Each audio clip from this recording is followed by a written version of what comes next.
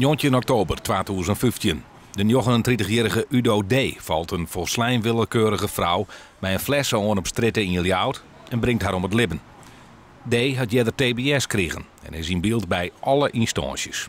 Dus gaat het mis. Het laat zien hoe gemeenten, de politie, de GGZ en een verskaat van andere partijen wrakselen met de problematiek van mensen die in de war binnen. Op dit stuit binnen zo'n 100 mensen in beeld die het regelmatig oerlijst veroorzaken.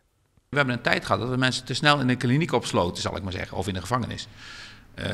Nu vinden we dat mensen veel langer ook heel prettig thuis kunnen wonen, met familie en andere zorg om zich heen.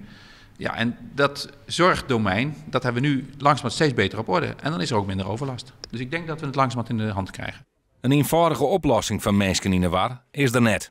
En alle provincies doen het weroos. In de opdracht van het ministerie van Volksgezondheid wordt er een landelijke aanpak betocht, die alle provincies volgen kennen.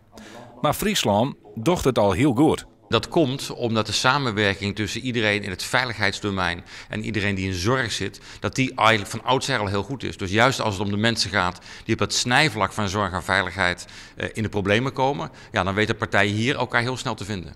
Een probleem is nog hoe de aanpak van mensen die in de war binnen betellen wordt. Kronen hopen dat het nieuwe kabinet dit beter regelt. Maar ik dan geldt, incidenten blijven mogelijk. Er zullen altijd mensen blijven waarvan we niet bij het flauwste vermoeden hebben dat ze ooit iets overlast veroorzaken of ellende. Bij sommige mensen weten we wel, dat komt het iedere keer weer terug.